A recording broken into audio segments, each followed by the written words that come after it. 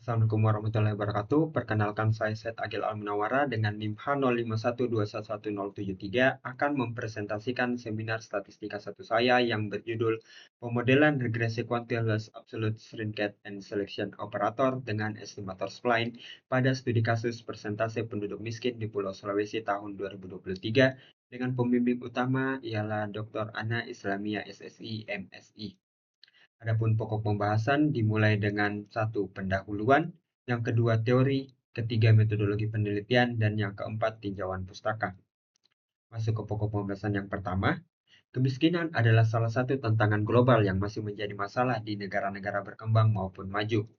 Walaupun beberapa negara telah berhasil menurunkan angka kemiskinan, banyak wilayah di dunia yang masih menghadapi tingkat kemiskinan yang tinggi. Pada tahun 2024, hampir 700 juta orang hidup di bawah garis kemiskinan ekstrim. Kemiskinan tidak hanya berkaitan dengan aspek ekonomi saja, tetapi juga menyangkut dimensi sosial, pendidikan, kesehatan, dan lingkungan. Isu ini menjadi perhatian dunia karena dampak buruknya termasuk keterbatasan akses terhadap pendidikan berkualitas, ketidaksetaraan ekonomi, dan kerentanan terhadap bencana alam. Indonesia merupakan salah satu negara dengan populasi terbesar di dunia yang hingga saat ini menghadapi masalah kemiskinan. Pada tahun 2020, sekitar 27,5 juta orang hidup di bawah garis kemiskinan nasional. Meskipun berbagai program dan kebijakan telah diterapkan untuk mengurangi angka kemiskinan, angka tersebut menunjukkan bahwa upaya penanggulangan kemiskinan belum optimal. Masalah kemiskinan di Indonesia berbeda-beda di tiap wilayah, termasuk di Pulau Sulawesi. Badan Pusat Statistik mencatat bahwa Pulau Sulawesi menjadi satu-satunya wilayah di Indonesia yang mengalami peningkatan persentase penduduk miskin tahun 2023, yaitu sebanyak 12,19 ribu jiwa. Oleh karena itu, salah satu langkah penting dalam menurunkan angka kemiskinan adalah mengidentifikasi faktor-faktor yang mempengaruhi persentase penduduk miskin. Beberapa penelitian yang diduga sebagai faktor berpengaruh terhadap persentase penduduk miskin di Pulau Sulawesi diantaranya indeks pembangunan manusia, angka harapan hidup, rata-rata lama sekolah, pengeluaran per kapita, serta ketahanan pangan. Data tingkat kemiskinan di Pulau Sulawesi dan faktor-faktor yang diduga berpengaruh daring terkait sehingga dapat dianalisis menggunakan analisis regresi. Analisis regresi menggunakan metode statistik yang bertujuan untuk memahami hubungan antara variabel respon dan beberapa variabel prediktor melalui estimasi kurva regresi. Ada dua pendekatan dalam analisis regresi untuk memperkirakan kurva regresinya, yaitu regresi parametrik yang memerlukan informasi mengenai bentuk kurva regresi dan regresi non-parametrik yang tidak memerlukan informasi terkait bentuk kurva fungsi regresi. Untuk mendapatkan estimasi parameter pada persamaan regresi, metode Ordinary Least Square atau OLS merupakan metode umum yang digunakan. OLS bekerja dengan prinsip meminimumkan jumlah kuadrat error untuk mendapatkan estimator terbaik. Namun, penggunaan metode OLS membutuhkan beberapa asumsi klasik seperti normalitas, homoskedastisitas, tidak adanya autokorelasi, dan multikolinearitas. Apabila asumsi tersebut terpenuhi, OLS dapat menghasilkan estimasi parameter yang memenuhi syarat sebagai Blue atau Best Linear Unbiased Estimator. Namun, asumsi klasik seringkali tidak terpenuhi, terutama ketika adanya multikolinearitas. Multikolinearitas sendiri merupakan suatu kondisi ketika terdapat hubungan linear yang kuat antara dua variabel prediktor. Artinya, variabel-variabel prediktor tersebut saling berkorelasi sama lain. Hal ini dapat menyebabkan masalah dalam analisis regresi, karena sulit untuk memisahkan pengaruh individual dari masing-masing variabel prediktor terhadap variabel respon. Akibatnya, estimasi parameter regresi menjadi kurang akurat dan interpretasi koefisien regresi menjadi tidak jelas. Faktor-faktor yang diduga mempengaruhi persentase penduduk miskin ternyata memiliki hubungan satu sama lain, khususnya indeks pembangunan manusia, rata-rata lama sekolah, dan pengeluaran per kapita.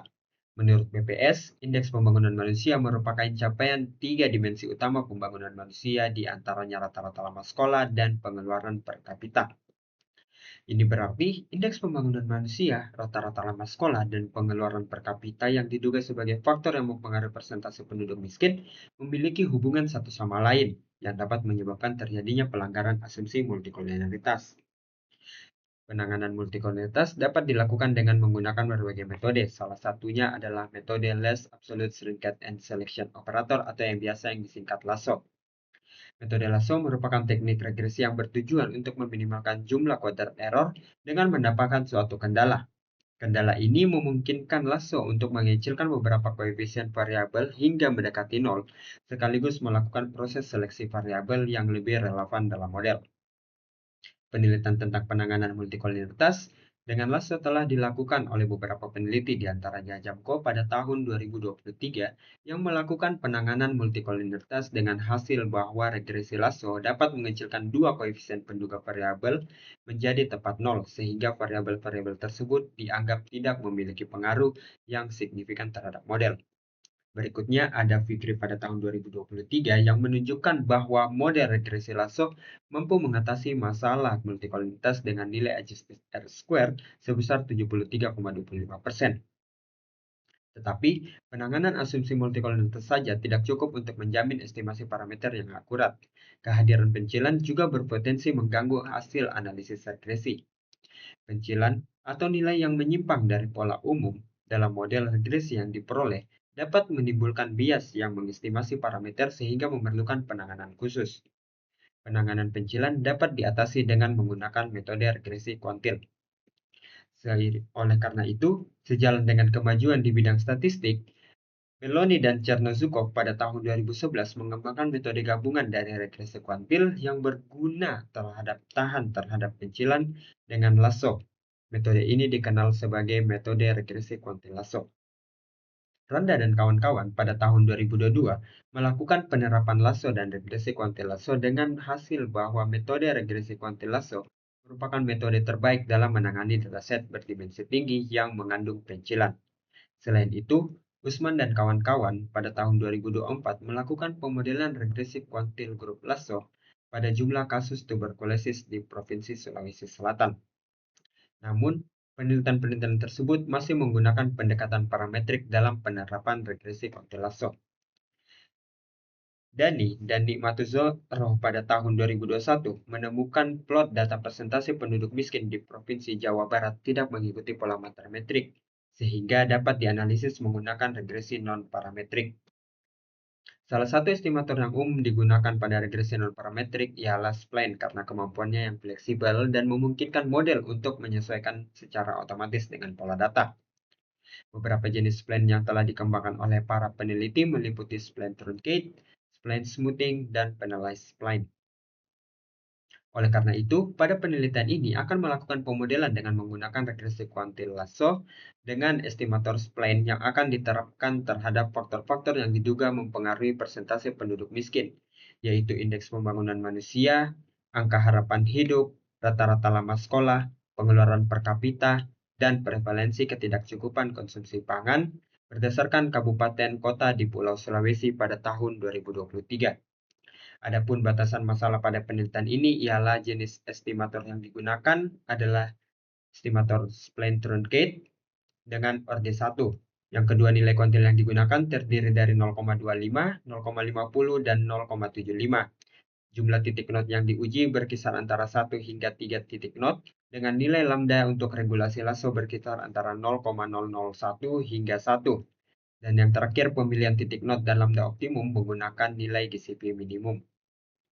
Tujuan penelitian ialah untuk memperoleh hasil estimasi fungsi regresi kuantil LASSO dengan estimator spline, dan yang kedua memperoleh model data presentasi penduduk miskin di Pulau Sulawesi pada tahun 2023 menggunakan regresi kuantil LASSO dengan estimator spline.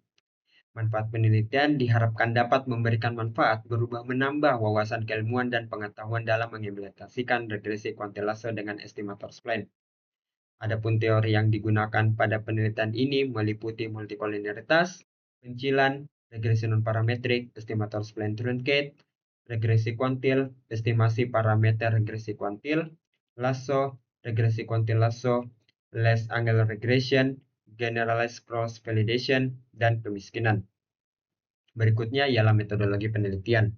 Data yang digunakan merupakan data sekunder yang bersumber dari website Badan Pusat Statistik pada tahun 2023 dengan unit penelitian pada tingkat kabupaten kota di Pulau Sulawesi yang terdiri dari 70 kabupaten dan 11 kota. Adapun variabel penelitian yang digunakan pada penelitian ini meliputi persentase penduduk miskin sebagai variabel respon dan 5 variabel prediktor lainnya yang dapat dilihat pada tabel. Tahapan analisis meliputi eksplorasi data, kemudian melakukan spesifikasi model, mendeteksi pencilan, mendeteksi multikolonialitas, menghitung nilai GCP pada setiap lambda di seluruh titik node. Yang keenam, memperoleh model optimal berdasarkan GCP minimum, dan yang terakhir menginterpretasikan hasil. Pokok bahasan yang keempat ialah daftar pustaka. Adapun daftar pustaka yang digunakan pada penelitian ini ialah sebagai berikut.